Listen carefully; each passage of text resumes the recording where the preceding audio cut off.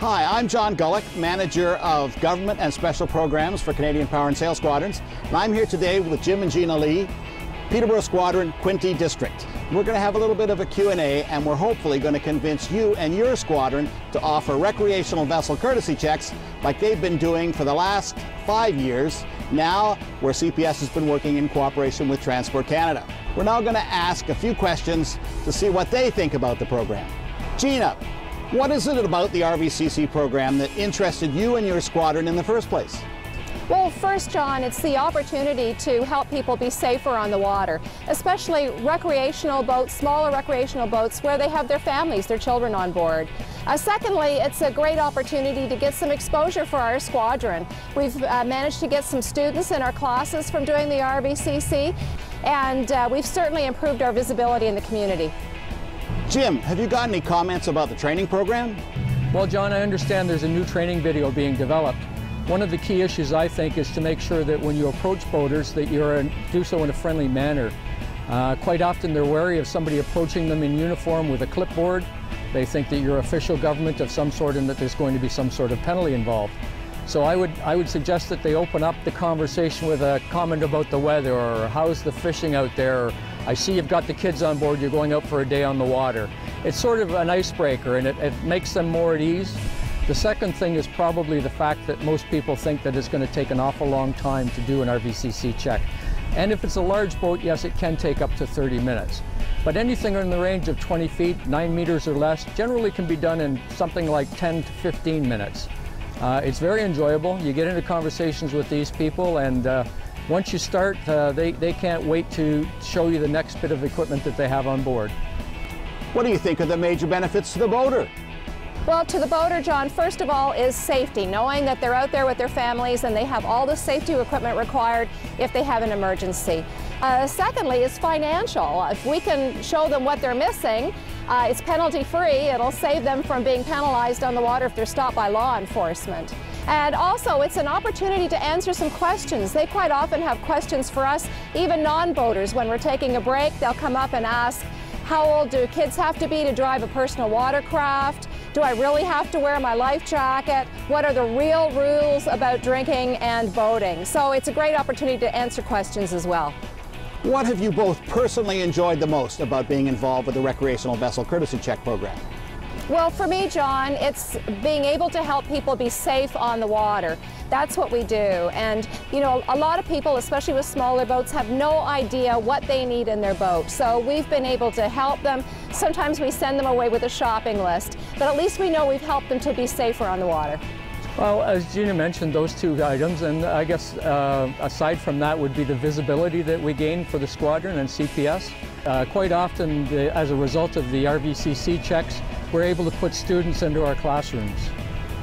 And now that we're done, we're going to go through a brief recreational vessel courtesy check so you see exactly how it's done. John, as you know, Transport Canada has a number of different requirements depending on vessel size for your safety. So the first thing I'd like to see is your personal flotation device, your PFD. I see you're wearing one. That's very good. You do know that if you're not wearing that, it's not a valid life-saving? Yep, check his date. And okay. Yeah. The other thing I'd like to have you do, John, is just check the inside. You'll see on the label there, your life jacket needs to be approved by Transport Canada, the Department of Fisheries, or the Canadian Coast Guard. If it's not approved by any of those three, it's not valid here in Canada. Good to go. Okay. Okay, reboarding device. Secondly, we check that you have a reboarding device, which is not necessary in this vessel. John, if someone were to fall in the water, do you have a buoyant heaving line that you could throw to them? Excellent. Perfect. That's one of the better heaving lines. Watertight flashlight. And for signaling purposes, I'd like to see if you have a watertight flashlight. And does it work? It works! Wonderful. Yay. Wonderful. Great. You should always make sure at the beginning of the season you put fresh batteries in it, and that possibly you carry another set of batteries with you in a watertight container. Great. Flares? You want to talk about flares? Flares. Although it's not necessary for this boat, because I know the waters you do boat in, John, you are required to carry flares if you're going to go into big open water.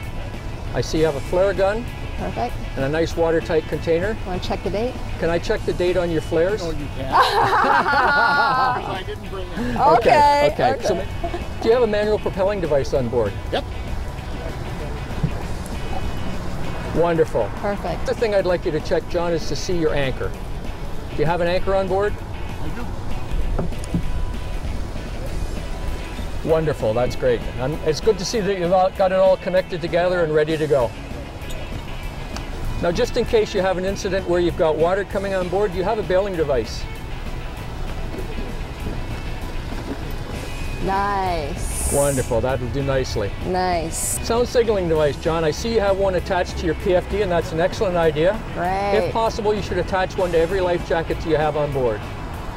That's great. Another one attached to the key. Terrific. Great. And can we just check your navigation lights, John? If you don't mind, would you turn them on for me?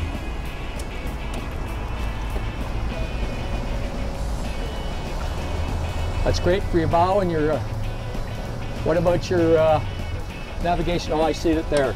Wonderful.